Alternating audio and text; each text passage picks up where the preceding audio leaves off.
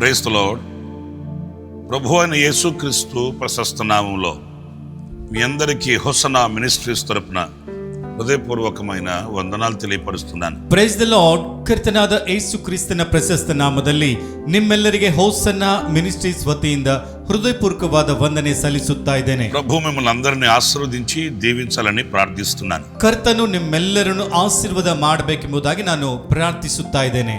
ఆధ్యాత్మికమైన విలువలతో ప్రభువుకి మీరు చేరువ కావాలని, ప్రభు యొక్క మహిమ కలిగిన రాకడకు సిద్ధపరచబడాలని ఆశిస్తూ ಕೋರ್ಕೊಂಡು ಪ್ರಾರ್ಥಿಸುತ್ತಾನೆ. ಆಧ್ಯಾತ್ಮಿಕವಾದ ಬೆಳವಣಿಗೆಯಿಂದ ಕರ್ತನಿಗೆ ನೀವು ಹತ್ತಿರ ಆಗಬೇಕೆಂಬುದಾಗಿ, ಕರ್ತನ ಮಹಿಮೆಯುಳ್ಳ ರಾಜ್ಯಕ್ಕಾಗಿ ನೀವೆಲ್ಲ ಸಿದ್ಧರಾಗಬೇಕೆಂಬುದಾಗಿ ಬಯಸುತ್ತಾ ನಾನು ಪ್ರಾರ್ಥಿಸುತ್ತಾ ಇದ್ದೇನೆ. పరిశుద్ధ గ్రంథంలో నుంచి యోహాను సువార్త 3వ అధ్యాయం 16వ వాక్యాన్ని నేను చదివి వినిపిస్తాను. ಪರಿಶುದ್ಧ ಗ್ರಂಥದಿಂದ ಯೋಹಾನನು ಬರೆದಿರುವ ಸುವಾರ್ತೆ 3ನೇ ಅಧ್ಯಾಯ 16ನೇ ವಚನ ನಾನು ಓದ್ತೇನೆ.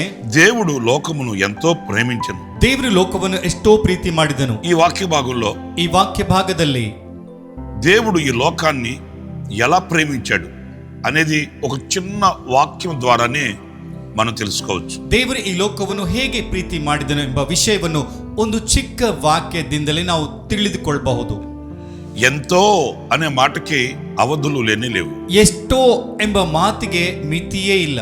ఎవరు కొలవలేనంత విశాలమైనటువంటి ప్రేమ దేవుడు లోకం మీద చూపిస్తున్నట్లు మనం గుర్తిస్తాం. ಯಾರು ಅಳತೆ ಮಾಡಲಿಕ್ಕೆ ಆಗದಂತ ವಿಶಾಲವಾದ ಪ್ರೀತಿಯನ್ನು ದೇವರು ಲೋಕದ ಮೇಲೆ ಮಾಡುವ ಹಾಗೆ ನಾವು ನೋಡ್ತೇವೆ. లోకం మీద అనంటే ఏదో లోకములో ఉన్న వాటి మీదని కాదు అర్థం. ಲೋಕದ ಮೇಲೆ ಅಂದ್ರೆ ಲೋಕದಲ್ಲಿ ಇರುವಂತವುಗಳ ಮೇಲೆ ಅಲ್ಲ, లోకములో ఉన్న మన మీదనే ఆయన తన ప్రేమను ప్రత్యక్షపరుస్తున్నాడు అనేది మనం గుర్తించాలి. ಲೋಕದಲ್ಲಿರುವ ನಮ್ಮ ಮೇಲೆ ಆತನ ಪ್ರೀತಿ ತೋರ್ಪಡಿಸಿಕೊಳ್ತಾ ಇದ್ದಾನೆ ಎಂಬುದನ್ನು ನಾವು ಗುರುತಿಸಿಕೊಳ್ಬೇಕು. ఒకవేళ మనకు ఆప్తులైన వాళ్ళు, ఆత్మీయులైన వాళ్ళు, స్నేహితులు, శ్రేయోభిలాషులు మనల్ని ప్రేమించవచ్చు, ప్రేమించకపోవచ్చు. ಒಂದು ವೇಳೆ ನಮ್ಮ ಹತ್ತಿರ ಇರುವಂತವರು, ಆತ್ಮೀಯರು, ಸ್ನೇಹಿತರು ಎಲ್ಲರೂ ನಮ್ಮನ್ನು ಪ್ರೀತಿ ಮಾಡಬಹುದು, ಪ್ರೀತಿ ಮಾಡದೇ ಇರಬಹುದು. అన్ని ఉన్నప్పుడు చేరువగా ఉన్న వాళ్ళు కాస్త మనకు ఏదైనా దూరమైనప్పుడు వాళ్ళు దూరం అవ్వచ్చు. ಎಲ್ಲ ಇರುವಂತ ಸಮಯದಲ್ಲಿ ಹತ್ತಿರ ಇರುವಂತವರು ಒಂಚೂರು ನಮ್ಮಿಂದ ಏನಾದ್ರೂ ದೂರ ಆದ್ರೆ ಅವ್ರು ಕೂಡ ದೂರ ಹೋಗಬಹುದು. ప్రేమించకపోవచ్చు, ಪ್ರೀತಿ ಮಾಡದೇ ಇರಬಹುದು, ఎడబాటు కలగవచ్చు, ದೂರ ಆಗಬಹುದು, దగ్గరికి రాని విషపు చూపులు చూడవచ్చు. ಹತ್ತಿರಕ್ಕೆ ಬಾರದೇ ಇರುವಂತ ವಿಷದ ನೋಟದಿಂದ ನೋಡಬಹುದು. కానీ దేవుని ప్రేమ అలాంటిది కాదు. ಆದ್ರೆ ದೇವರ ಪ್ರೀತಿ ಅಂತದ್ದಲ್ಲ.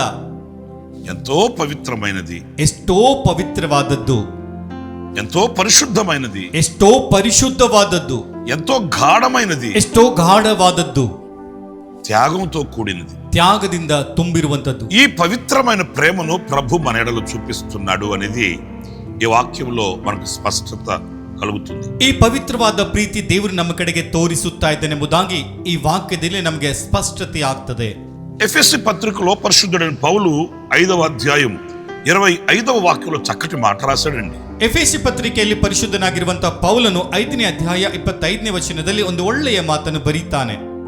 పురుషులారా, మీరును మీ భార్యను ప్రేమించుడి, అటువలనే క్రీస్తు కూడా సంఘమును ప్రేమించి అది కళంకమైనను ముడతయైనను అట్టిది మరి ఏదైనను లేక పరిశుద్ధమైనది గాను నిర్దోషమైనది గాను మహిమగల సంఘముగాను ఆయన తన ఎదుట దానిని నిలవబెట్టుకొనవలెనని వాక్యముతో ఉదక స్నానము చేత దానిని ಪವಿತ್ರಪರಚಿ. ಪುರುಷರೇ, ನೀವು ನಿಮ್ಮ ನಿಮ್ಮ ಹೆಂಡತಿಯರನ್ನು ಪ್ರೀತಿಸಿರಿ, ಯಾಕೆಂದರೆ ಕ್ರಿಸ್ತನು ಸಹ ಸಭೆಯನ್ನು ಪ್ರೀತಿಸಿ ಅದಕ್ಕಾಗಿ ತನ್ನನ್ನು ತಾನೇ ಒಪ್ಪಿಸಿಕೊಟ್ಟನು.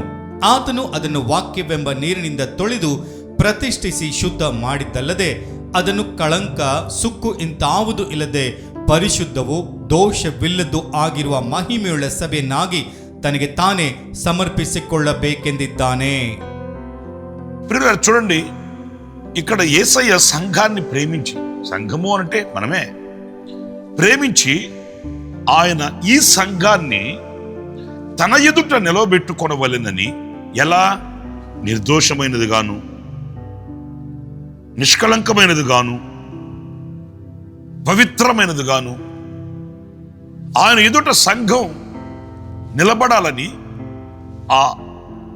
ఆయన తనను తాను అప్పగించుకొనెను అనే మాటని ಈ ವಾಕ್ಯలో మనం ಗಮನಿಸ್ತೀವಿ. ಪ್ರಿಯರೇ, ನೋಡ್ರಿ, ಇಲ್ಲಿ ಯೇಸು ಸ್ವಾಮಿ ಸಭೆಯನ್ನು ಪ್ರೀತಿಸಿ, ಸಭೆ ಅಂದ್ರೆ ನಾವೇ, ಪ್ರೀತಿಸಿ ಆತನು ಈ ಸಭೆಯನ್ನು ತನ್ನ ಮುಂದೆ ನಿಲ್ಲಿಸಿಕೊಳ್ಳಬೇಕೆಂದು ಹೇಗೆ ಪರಿಶುದ್ಧವು ದೋಷವಿಲ್ಲದ್ದು ಮಹಿಮೆಯುಳ್ಳದ್ದಾಗಿ ಆತನ ಮುಂದೆ ಸಭೆ ನಿಂತುಕೊಳ್ಳಬೇಕೆಂಬುದಾಗಿ ಆತನು ತನ್ನನ್ನು ತಾನು ಒಪ್ಪಿಸಿಕೊಂಡಿದ್ದಾನೆಂಬುದಾಗಿ ಈ ವಾಕ್ಯದಲ್ಲಿ ನಾವು ಗಮನಿಸುತ್ತೇವೆ. సంఘమును ప్రేమించాడు గనుక తనను తాను అప్పగించుకున్నాడు. ಸಭೆಯನ್ನು ಪ್ರೀತಿ ಮಾಡಿದ್ದಕ್ಕಾಗಿ ತನ್ನನ್ನು ತಾನು ಒಪ್ಪಿಸಿಕೊಂಡನು.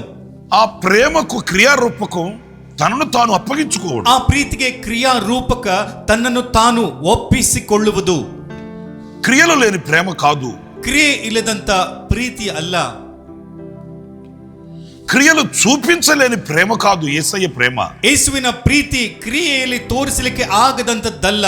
తండ్రితో కూడా ఉండుట విడిచిపెట్టకూడని భాగ్యమని ఎంచుకొనక ఆయన లోకానికి దాసునిగా దిగి వచ్చాడు. ತಂದೆಯ ಸಂಗಡ ಇರುವುದು ಬಿಡಬಾರದಂತ ಭಾಗ್ಯ ಎಂಬುದಾಗಿ ಅಂದುಕೊಳ್ಳದೆ ಆತನು ಈ ಲೋಕಕ್ಕಾಗಿ ಇಳಿದು ಬಂದನು. ఆయన తన మహిమను విడిచిపెట్టాడు. ಆತನು ತನ್ನ ಮಹಿಮೆಯನ್ನೇ ಬಿಟ್ಟನು. తన రాజ్యాన్ని విడిచిపెట్టాడు. ತನ್ನ ರಾಜ್ಯವನ್ನು ಬಿಟ್ಟನು. తనకున్న అధికారాన్ని ఆధిపత్యాన్ని విడిచిపెట్టాడు. ತನಗಿರುವ ಅಧಿಕಾರ ಆದ್ಯತೆಯನ್ನು ಕೂಡ ಆತನು ಬಿಟ್ಟನು. ರಿಕ್ತುಡೈ ಈ ಲೋಕಾనికి దిగి వచ్చి ರಿಕ್ತನಾಗಿ ಈ ಲೋಕಕ್ಕಾಗಿ ಇಳಿದು ಬಂದು ಸರ್ವಲೋಕ ಪಾಪ ಪರಿಹಾರಾರ್ಥಮೈ, ಸರ್ವಲೋಕ ಪಾಪ ಪರಿಹಾರಕ್ಕಾಗಿ, ಸರ್ವಲೋಕ ಕಲ್ಯಾಣಾರ್ಥಮೈ, ಸರ್ವಲೋಕದ ಕಲ್ಯಾಣಕ್ಕಾಗಿ ఆయన తన ప్రాణాన్ని అర్పించాడు అనేది మనం లేఖనాల్లో మనం గుర్తిస్తాం. ಆತನು ತನ್ನ ಪ್ರಾಣವನ್ನು ಅರ್ಪಿಸಿದ್ದಾನೆ ಎಂಬುದಾಗಿ ಲೇಖನದಲ್ಲಿ ನಾವು ಗುರುತಿಸ್ತೇವೆ. ఆయనను చిత్రవదన చేసినప్పటికీ మౌనంగా ఉన్నాడు. ಆತನನ್ನು ಚಿತ್ರಹಿಂಸೆ ಮಾಡಿದ್ರು ಕೂಡ ಮೌನಿಯಾಗಿದ್ದಾನೆ. అన్యాయమైన తీర్పులు తీర్చినప్పటికీ మౌనంగా నిలిచి ఉన్నాడు. ಅನ್ಯಾಯವಾದ ತೀರ್ಪನ್ನು ಕೊಟ್ಟರೂ ಕೂಡ ಮೌನಿಯಾಗಿ ಆತನು ನಿಂತುಕೊಂಡಿದ್ದಾನೆ. ఆయన ముఖం మీద పిడిగుద్దులు గుద్దారే, ಆತನ ಮುಖದ ಮೇಲೆ ಹೊಡೆತವನ್ನು ಹೊಡೆದರು. ఆయన గడ్డపు వెంట్రుకలు పీకారే, ಆತನ ಗಡ್ಡದ ಕೂದಲನ್ನು ಎಳೆದರು. ముండ్ల కిరీటాన్ని పెట్టి నొక్కి ఒక్కి వేధించారే, ಮುಳ್ಳಿನ ಕಿರೀಟವನ್ನು ತಲೆ ಮೇಲೆ ಇಟ್ಟು ಒತ್ತಿ ಹೊಡೆದರು, ವೇದಿಸಿದರು. నాగటి చాళ్ళు వలె ఆయన వీపును దున్నేశారండి. ನೇಗಿಲಿನ ಹಾಗೆ ಆತನ ಬೆನ್ನನ್ನು ಊಳಿದರು. ఆయన శరీరం రక్తసిక్తమైపోయింది. ಆತನ ಶರೀರವೆಲ್ಲ ರಕ್ತ ಚಿತ್ತವಾಯಿತು. రక్తపు ముద్దగా మారిపోయాడు. ರಕ್ತದ ಮುದ್ದೆಯಂತೆ ಆತನಾದ. ఆకాశానికి భూమికి మధ్య రక్తపు ముద్దల వ్రేలాడుతూ కూడా ఆయన తన ప్రేమను ప్రత్యక్షపరిచాడు. ಆಕಾಶಕ್ಕೆ ಭೂಮಿಗೆ ಮಧ್ಯದಲ್ಲಿ ರಕ್ತದ ಮುದ್ದೆಯಂತೆ ಆತನು ತೂಗಾಡುತ್ತಾ ಕೂಡ ತನ್ನ ಪ್ರೀತಿಯನ್ನು ವ್ಯಕ್ತಪಡಿಸುತ್ತಾ ಇದ್ದಾನೆ. ప్రేమించిన ప్రేమకు నిదర్శనంగా తనను తాను అప్పగించుకొనిన సమర్పణ ఇదిగో ఆయన ప్రేమలో మనకు కనిపిస్తుంది. ಪ್ರೀತಿ ಮಾಡಿರುವ ಪ್ರೀತಿಗೆ ನಿದರ್ಶನವಾಗಿ ತನ್ನನ್ನು ತಾನು ಒಪ್ಪಿಸಿಕೊಂಡಿರುವ ಹಾಗೆ ಸಮರ್ಪಣೆ ಆತನ ಪ್ರೀತಿಯಲ್ಲಿ ಇಗೋ ನಮಗೆ ಕಾಣಿಸುತ್ತಾ ಇದೆ. మరి ఈ రోజున ఆ ప్రేమను ఎలా ఆస్వాదిస్తున్నాం? ಈ ದಿನ ಆ ಪ್ರೀತಿಯನ್ನು ಹೇಗೆ ಆಸ್ವಾದಿಸುತ್ತಿದ್ದೇವೆ? ఆ ప్రేమకు ఎలా కృతజ్ఞులుగా మేము బ్రతుకుతున్నాం? ಆ ಪ್ರೀತಿಗೆ ಹೇಗೆ ಕೃತಜ್ಞರಾಗಿ ನಾವು ಬದುಕ್ತಾ ಇದ್ದೇವೆ? ఆ ప్రేమను బట్టి ఆయనను ఎలా స్తుతించగలుగుతున్నాం అనేది మనం ప్రశ్న వేసుకోవాలి. ಆ ಪ್ರೀತಿಯಿಂದ ಆತನನ್ನು ನಾವು ಹೇಗೆ ಸ್ತುತಿಸುತ್ತಾ ಇದ್ದೇವೆ ಎಂಬುದಾಗಿ ನಮ್ಮನ್ನು ನಾವೇ ಪ್ರಶ್ನೆ ಮಾಡಿಕೊಳ್ಬೇಕು. మరొక మాట కూడా నేను మీకు జ్ఞాపకం చేస్తాను. ಇನ್ನೊಂದು ಮಾತನ್ನು ಕೂಡ ನಾನು ನಿಮಗೆ ಜ್ಞಾಪಕ ಮಾಡ್ತೇನೆ. యోహాను సువార్త 11వ అధ్యాయం 5వ వాక్యంలో చక్కటి మాట వ్రాయబడి ఉందండి. ಯೋಹಾನನ ಸುವಾರ್ತೆ 11ನೇ ಅಧ್ಯಾಯ 5ನೇ ವಚನದಲ್ಲಿ ಒಂದು ಒಳ್ಳೆಯ ಮಾತು ಬರೆದಿದೆ. యేసు మార్తను ఆమె సహోదరిని లాజరును ప్రేమించెను. ಮಾರ್ತಳನ್ನು ಅವಳ ಸಹೋದರಿಯನ್ನು ಲಾಜರನನ್ನು ಏಸು ಪ್ರೀತಿಸಿದ್ದನು. ఈ వాక్య భాగంలో చూడండి, ఆయన ఆ కుటుంబంలో ఉన్న ముగ్గురిని ప్రేమించెను అనే మాట మనం గుర్తించాలి. ಈ ವಾಕ್ಯ ಭಾಗದಲ್ಲಿ ನೋಡಿರಿ, ಆತನು ಆ ಕುಟುಂಬದಲ್ಲಿರುವಂತ ಮೂವರನ್ನು ಪ್ರೀತಿ ಮಾಡಿದ್ದಾನೆ ಎಂಬ ಮಾತನ್ನು ನೋಡ್ತೇವೆ. ఆయన ప్రేమించాడు గనుకయే ಆತನು ಪ್ರೀತಿ ಮಾಡಿದ್ದಕ್ಕಾಗಿಯೇ ఆ కుటుంబంలో కాస్త కన్నీరు ప్రవేశించి ಆ ಕುಟುಂಬದಲ್ಲಿ ಸ್ವಲ್ಪ ಕಣ್ಣೀರು ಪ್ರವೇಶಿಸಿತು. అందులో లాజరుని మరణం కబలించింది. ಅದರೊಳಗೆ ಲಾಜರನನ್ನು ಮರಣವು ಆವರಿಸಿತು. లాజరు ఎప్పుడైతే మరణించాడో మిగిలిన సహోదరులకి హృదయం ద్రవించింది. వాళ్ళకి ఆధారం లేని పరిస్థితికి వాళ్ళు వచ్చేసారు. ಲಾಜರನು ಯಾವಾಗ ಮರಣಿಸಿದನೋ ಉಳಿದಂತ ಸಹೋದರಿಯರಿಗೆ ಹೃದಯವು ಕಠಿಣವಾಗಿ ಆಧಾರವಿಲ್ಲದಂತ ಸ್ಥಿತಿಗೆ ಬಂದರು. పరిశుద్ధ గ్రంథంలో మనం చదివినప్పుడు ಪರಿಶುದ್ಧ ಗ್ರಂಥದಲ್ಲಿ ನಾವು ಓದುವಾಗ ఆయన ಆತ బేతనియాకు వచ్చాడు. ಬೇತನಿಯಗೆ ಬಂದನು. వచ్చిన దేవుడు అందరిలాగా చూసి పరామర్శించి వెళ్ళిపోలేదండి. ಬಂದಿರುವ ದೇವರು ಎಲ್ಲರ ಹಾಗೆ ಪರಾಮರಿಸಿ ಸುಮ್ಮನೆ ಹೋಗ್ಲಿಲ್ಲ. ఎందుకంటే ఆయన ఆ కుటుంబాన్ని ప్రేమించాడు గనుక. ಯಾಕೆಂದ್ರೆ ಆತನು ಆ ಕುಟುಂಬವನ್ನು ಪ್ರೀತಿ ಮಾಡಿದ್ದಾನೆ. ఏదో 4 మాటలు చెప్పి ధైర్యపరిచి ಇನ್ನು ಒಂದು 4 ಮಾತನ್ನು ಹೇಳಿ ಧೈರ್ಯಗೊಳಿಸಿ వారికి ఆదరణకరమైనటువంటి పలుకులు 4 మాట్లాడి వాళ్ళని ఓదార్చి వెళ్ళిపోలేదు. ಅವರಿಗೆ ಆಧರಣೆ ಕೊಡುವಂತ ಒಂದು 4 ಮಾತನ್ನು ಮಾತಾಡಿ ಸುಮ್ಮನೆ ಹೋಗ್ಲಿಲ್ಲ. ఆయన ఎంత ప్రేమించాడు అనేది ఆ సన్నివేశంలో మనం గుర్తించవచ్చు. ಆತನು ಎಷ್ಟು ಪ್ರೀತಿ ಮಾಡಿದ್ದಾನೆಂಬುದಾಗಿ ಆ ಸನ್ನಿವೇಶದಲ್ಲಿ ಗುರುತಿಸಬಹುದು. మరియా వచ్చి యేసయ్య దగ్గర నిలిచి నీవు ఇక్కడ ఉంటే నా తమ్ముడు చనిపోడు కదా అన్నప్పుడు యేసయ్య కన్నీరు విడిచెను అనే మాట మనం చదువుతాం. ಮರಿಯಳು ಹತ್ತಿರಕ್ಕೆ ಬಂದು ನೀನು ಒಂದು ವೇಳೆ ಇಲ್ಲಿ ಇದ್ದರೆ ನನ್ನ ತಮ್ಮನು ಸತ್ತು ಹೋಗ್ತಾ ಇರಲಿಲ್ಲ ಎಂಬುದಾಗಿ ಹೇಳುವಾಗ ಯೇಸು ಸ್ವಾಮಿ ಕಣ್ಣೀರನ್ನು ಸುರಿಸ್ತಾ ಇದ್ದಾನಂತೆ. అంత మాత్రమే కాదు, ಅಷ್ಟೇ ಅಲ್ಲ, సమాధి దగ్గరికి వెళ్ళి ಸಮಾಧಿಯ ಬಳಿಗೆ ಹೋಗಿ చనిపోయిన లాజరుని పేరు పెట్టి పిలిచాడు. ಸತ್ತು ಹೋಗಿರುವ ಲಾಜರನನ್ನು ಹೆಸರಿಟ್ಟು ಕರೀತಾ ಇದ್ದಾನೆ. మరణం నిరర్థకం చేశాడు. ಮರಣವನ್ನು ನಿರರ್ಥಕ ಮಾಡಿ జీవాన్ని అక్షయతను వెలుగులోనికి తీసుకుని వచ్చాడు. ಜೀವವನ್ನು ಅಕ್ಷಯತೆಯನ್ನು ಬೆಳಕಿಗೆ ತಂದ.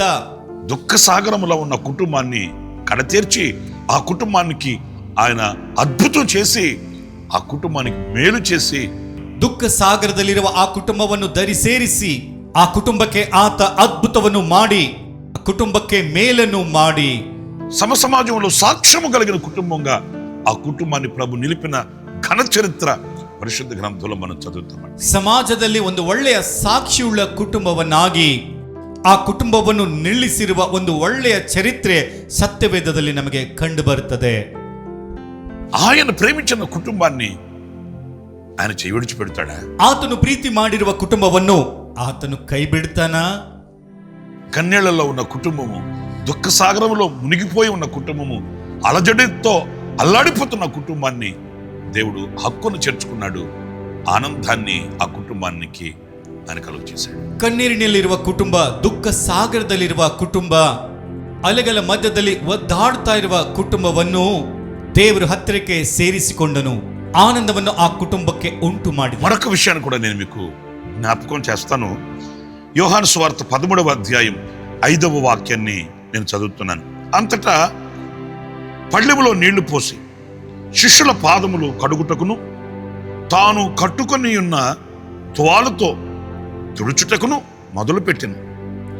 మీరు ఒకరినొకరు ప్రేమించుకొనవలెనని మీకు క్రొత్త ఆజ్ఞ ఇచ్చుచున్నాను. నేను మిమ్మును ప్రేమించినట్టే మీరును ఒకరినొకరు ಪ್ರೇಮಿಂಪವಲೆನ್ನು. ಇನ್ನೊಂದು ವಾಕ್ಯವನ್ನು ಕೂಡ ನಾನು ನಿಮಗೆ ಜ್ಞಾಪಕ ಮಾಡ್ತೇನೆ. ಯೋಹಾನನು ಬರೆದಿರುವ ಸುವಾರ್ತೆ 13ನೇ ಅಧ್ಯಾಯ 5ನೇ ವಚನದಲ್ಲಿ, ತರುವಾಯ ಆತನು ಬೊಗೋಣಿಯಲ್ಲಿ ನೀರು ಹಾಕಿಕೊಂಡು ಶಿಷ್ಯರ ಕಾಲನ್ನು ತೊಳೆಯುವುದಕ್ಕೂ ಆತನು ನಡುವಿಗೆ ಕಟ್ಟಿಕೊಂಡ ಕೈ ಪಾವಡಿಯಿಂದ ಅವುಗಳನ್ನು ಒರೆಸುವುದಕ್ಕೂ ಪ್ರಾರಂಭಿಸಿದನು. నేను మిమ్మల్ని ప్రేమించినట్టే అనే మాట గమనించినప్పుడు, ನಾನು ನಿಮ್ಮನ್ನು ಪ್ರೀತಿ ಮಾಡಿರುವ ಹಾಗೆ ಎಂಬ ಮಾತನ್ನು ಗಮನಿಸುವಾಗ, ఎలా ప్రేమించాడు తన శిష్యులను ఆయన? ಆತ ತನ್ನ ಶಿಷ್ಯರನ್ನು ಹೇಗೆ ಪ್ರೀತಿ ಮಾಡಿದ್ದಾನೆ? ఆయన సర్వశక్తి కలిగిన దేవుడై ఉండి కూడా, ಆತನು ಸರ್ವಶಕ್ತನಾಗಿರುವ ದೇವರಾದ್ರೂ ಕೂಡ తన శిష్యుల పాదాలు కడిగాడంటే, ತನ್ನ ಶಿಷ್ಯರ ಪಾದವನ್ನು ಆತನು ತೊಳೆದನಂತೆ. ఆయన తువాలతో వాళ్ళ పాదాలు తుడిచాడట. ಆತನು ಕೈ ಪಾವಡಿಯಿಂದ ಅವರ ಪಾದವನ್ನೆಲ್ಲ ಒರೆಸಿದನಂತೆ. మనము చాలా మంది మీద ప్రేమ కలిగి ఉంటాం. ನಾವು ಅನೇಕರಿಗೆ ಪ್ರೀತಿಯನ್ನು ತೋರಿಸ್ತಾ ಇರ್ತೇವೆ. మన కుటుంబీకుల పైన, ನಮ್ಮ ಕುಟುಂಬದವರ ಮೇಲೆ, మన రక్త సంబంధికుల మీద, ನಮ್ಮ ರಕ್ತ ಸಂಬಂಧಿಕರ ಮೇಲೆ, మన స్నేహితుల మీద, ನಮ್ಮ ಸ್ನೇಹಿತರ ಮೇಲೆ, ఇలా మనకు సన్నిహితులైన వారి మీద మనకు ప్రేమ ఉంటుంది. ಹೀಗೆ ನಮಗೆ ಹತ್ತಿರವಾಗಿರುವಂತವರ ಮೇಲೆ ನಮಗೆ ಪ್ರೀತಿ ಇರುತ್ತದೆ. ఇంత గాఢమైన ప్రేమ ఉంటుందా? ಇಷ್ಟು ಗಾಢವಾದ ಪ್ರೀತಿ ಇರ್ತದಾ? ఇంత గాఢమైన ప్రేమను చూపించగలమా? ಇಷ್ಟು ಗಾಢವಾದಂತ ಪ್ರೀತಿ ತೋರಿಸಲಿಕ್ಕೆ ಆಗ್ತದಾ? చూడండి, ఆయన తన శిష్యుల్ని ప్రేమించాడు. ఆ ప్రేమకు నిదర్శనం, క్రియారూపకం ఎంత ఘనంగా కనిపిస్తుందో చూడండి. ನೋಡಿರಿ, ಆತನು ತನ್ನ ಶಿಷ್ಯರನ್ನು ಪ್ರೀತಿ ಮಾಡಿದನು. ಆ ಪ್ರೀತಿಗೆ ಕ್ರಿಯಾ ರೂಪಕವು ಎಷ್ಟು ನಿದರ್ಶನೆಯಾಗಿ ನಮಗೆ ಕಂಡು ಬರ್ತಾ ಇದೆ. ప్రియమైన సహోదరులారా, ಪ್ರಿಯ ಸಹೋದರರೇ, ఆయన ప్రేమ అంత శాశ్వతమైనది, ಆತನ ಪ್ರೀತಿ ಅಷ್ಟು ಶಾಶ್ವತವಾದದ್ದು, అంత గొప్పది, ಅಷ್ಟು ಒಳ್ಳೆಯದು. వాళ్ళ పాదములు కడిగి ಅವರ ಪಾದವನ್ನು ತೊಳೆದು, ఇలాగున మీరు కూడా ఒకరినొకరు ప్రేమించుకొనడి అని చెప్పిన ಆಜ್ಞೆಯನ್ನು మనం ಗುರುತಿಸ್ತಾం. ಹೀಗೆ ನೀವು ಕೂಡ ಒಬ್ಬರ ಕಡೆಗೆ ಒಬ್ಬರು ಮಾಡಿಕೊಳ್ಳಿರಿ ಎಂಬ ಆಜ್ಞೆಯನ್ನು ನಾವು ಗುರುತಿಸಿಕೊಳ್ಳುತ್ತೇವೆ. ఆయన చేయకుండా ఏది మనకు చెప్పలేదండి. ಆತನು ಮಾಡದೆ ಯಾವುದನ್ನು ಕೂಡ ನಮಗೆ ಹೇಳಲಿಲ್ಲ. ఆయన నెరవేర్చకుండా ఏది మనకు ఆయన ఆజ్ఞ ఇవ్వలేదండి. ಆತನು ನೆರವೇರಿಸದೆ ಯಾವ ಆಜ್ಞೆಯನ್ನು ಕೂಡ ನಮಗೆ ಕೊಡ್ಲಿಲ್ಲ. ఆయన చేసి మనకు చూపించాడు. ಆತನು ಮಾಡಿ ನಮಗೆ ತೋರಿಸಿದ್ದಾನೆ. ఆ ప్రేమను గూర్చిన ఆనవాళ్లు మన ఎదుట ప్రత్యక్షపరిచాడు. ಆ ಪ್ರೀತಿಗೆ ತಕ್ಕ ರುಜುವಾತನ್ನು ನಮ್ಮ ಕಣ್ಮುಂದೆ ನಮಗೆ ತೋರಿಸಿದ್ದಾನೆ. దేవుడు లోకాన్ని ఎంతో ప్రేమించెను. ದೇವರು ಲೋಕವನ್ನು ಎಷ್ಟೋ ಪ್ರೀತಿ ಮಾಡಿದನು. 3 విషయాలు మీతో చెప్తూ వచ్చాను. 3 ವಿಷಯ ನಾನು ನಿಮಗೆ ಹೇಳ್ತಾ ಬಂದಿದ್ದೇನೆ. ఆయన లోకాన్ని ప్రేమించి తన ప్రాణాన్ని పెట్టాడు. ಆತನು ಲೋಕವನ್ನು ಪ್ರೀತಿ ಮಾಡಿ ತನ್ನ ಪ್ರಾಣವನ್ನು ಕೊಟ್ಟನು. లాజరును ప్రేమించి మరణంలో నుంచి విడిపించాడు. ಲಾಜರನನ್ನು ಪ್ರೀತಿ ಮಾಡಿ ಮರಣದಿಂದ ಬಿಡುಗಡೆ ಮಾಡಿದ. శిష్యులను ప్రేమించి ఆయన వారి కొరకై తనను తాను తగ్గించుకున్నాడు. ಶಿಷ್ಯರನ್ನು ಪ್ರೀತಿ ಮಾಡಿ ಆತನು ಅವರಿಗಾಗಿ ತನ್ನನ್ನು ತಾನೇ ತಗ್ಗಿಸಿಕೊಂಡ. ఈ పవిత్రమైన ప్రేమను బట్టి ప్రభుని స్తుతిద్దాం. ಈ ಪವಿತ್ರವಾದ ಪ್ರೀತಿಗಾಗಿ ಕರ್ತನನ್ನು ಸ್ತುತಿಸೋಣ. ప్రభుని గణపరుద్దాం. ಕರ್ತನನ್ನು ಗಣಪಡಿಸೋಣ. జీవితాంతం కృతజ్ఞులమై బ్రతుకుదాం. ಜೀವನವಿಡೀ ಕೃತಜ್ಞ ನಾವು ಬದುಕೋಣ. తలలో ఉంచండి, చిన్న ప్రార్థన. ತಲೆ ಬಾಗಿಸಿರಿ, ಚಿಕ್ಕ ಪ್ರಾರ್ಥನೆ ಮಾಡಿಕೊಳ್ಳೋಣ. జీవాధిపతి అయిన ప్రభువా మీకు వందనాలు చెల్లిస్తున్నాను నాయనా. ಜೀವಾಧಿಪತಿಯಾದ ತಂದೆ, ನಿನಗೆ ವಂದನೆ ಸಲ್ಲಿಸುತ್ತಾ ಇದ್ದೇನೆ. నేటి వరకు మీరు చూపిన కృప కొరకే నీకు స్తోత్రాలు. ಇಲ್ಲಿವರೆಗೂ ನೀನು ತೋರಿಸಿದಂತ ಕೃಪೆಗಾಗಿ ನಿನಗೆ ಸ್ತೋತ್ರಗಳು. నిజమే, మీ ప్రేమ ఎంతో ఉన్నతమైనది. ನಿಜವೇ, ನಿನ್ನ ಪ್ರೀತಿ ಎಷ್ಟೋ ಉನ್ನತ. నీ ప్రేమ ఘనమైనది. ನಿನ್ನ ಪ್ರೀತಿ ಘನವಾದದ್ದು. మేము వివరించలేనంతటిది. ವಿವರಿಸಲಿಕ್ಕೆ ನಮ್ಮಿಂದ ಆಗಲ್ಲ. మీరంతగా మీరు మమ్మల్ని ప్రేమించారు. ಅಷ್ಟಾಗಿ ನಮ್ಮನ್ನು ಪ್ರೀತಿ ಮಾಡಿದ್ದೀರಾ. మీ ప్రాణమే మా కొరకు అప్పగించారు నాయనా. ನಿಮ್ಮ ಪ್ರಾಣವೇ ನಮಗಾಗಿ ಅರ್ಪಿಸಿದ್ದೀರಾ. మరణంలో నుంచి జీవంలోనికి మమ్మల్ని దాటింప చేశారు. ಮರಣದಿಂದ ಜೀವಕ್ಕೆ ನಮ್ಮನ್ನು ದಾಟಿಸಿದ್ದೀರಾ. మా కొరకై ఎంత తగ్గించుకోవాలనో అంత తగ్గించుకో. ನಮಗಾಗಿ ಎಷ್ಟು ತಗ್ಗಿಸಿಕೊಳ್ಬೇಕು ಅಷ್ಟೆಲ್ಲ ತಗ್ಗಿಸಿಕೊಂಡಿದ್ದೀರಾ. కృతజ్ఞులమై మీకు స్తుతి చెల్లిస్తాం. ಕೃತಜ್ಞುಳ್ಳವರಾಗಿ ನಿಮಗೆ ಸ್ತುತಿ ಸಲ್ಲಿಸುತ್ತಾ ಇದ್ದೇವೆ. మీరు చెప్పినట్లు మేము కూడా ఒకరి ఎడల ఒకరు ప్రేమ కలిగి బ్రతకడానికి సహాయం చేయండి. ನೀವು ಹೇಳಿರುವ ಹಾಗೆ ಒಬ್ಬರ ಕಡೆಗೆ ಒಬ್ಬರು ಪ್ರೀತಿ ಉಳ್ಳವರಾಗಿ ನಾವು ಬದುಕಲಿಕ್ಕೆ ನಮಗೆ ಸಹಾಯವನ್ನು ಮಾಡಿರಿ. మమ్మల్ని ఒక్కొక్కరిని మీ చేతులకు సమర్పించుకుంటూ ನಮ್ಮೊಬ್ಬೊಬ್ಬರನ್ನು ನಿನ್ನ ಕೈಗೆ ಸಮರ್ಪಿಸಿಕೊಂಡು యేసు నామములో ప్రార్థించి వేడుకొనుచున్నాను తండ్రి. ಯೇಸು ನಾಮದಲ್ಲಿ ಪ್ರಾರ್ಥನೆ ಮಾಡಿ ಬೇಡ್ಕೊಳ್ತಾ ಇದ್ದೇನೆ ತಂದೆ. ఆమేన్. ಆಮೇನ್. ప్రభు మిమ్మల్ని ఆశీర్వదించి దీవించును గాక. విశేషమైన కృప నా దేవుడు సమృద్ధిగా మీకు అనుగ్రహించు గాక. ఆమేన్. ಕರ್ತನು ನಿಮ್ಮೆಲ್ಲರನ್ನು ಆಶೀರ್ವದಿಸಿ ಕಾಪಾಡಲಿ. ವಿಶೇಷವಾದ ಕೃಪೆ ನನ್ನ ಕರ್ತನು ನಿಮ್ಮ ಕಡೆಗೆ. ಪ್ರತಿ ಶುಕ್ರವಾರ ಈ ಕೃಪಾ ವಾಕ್ಯವು ಎಂಬ ಕ್ಲುಪ್ತ ಸಂದೇಶಗಳಿಗಾಗಿ ಹಾಗೂ ಇನ್ನೂ ಹೆಚ್ಚಿನ ಆತ್ಮ ಸಂಬಂಧವಾದಂಥ ಸಂದೇಶಗಳಿಗಾಗಿ ನಮ್ಮ ಈ ಯೂಟ್ಯೂಬ್ ಚಾನೆಲ್ ಅನ್ನು ಸಬ್ಸ್ಕ್ರೈಬ್ ಮಾಡಿಕೊಳ್ಳಿರಿ. Pastor Ramesh Hosanna ministries.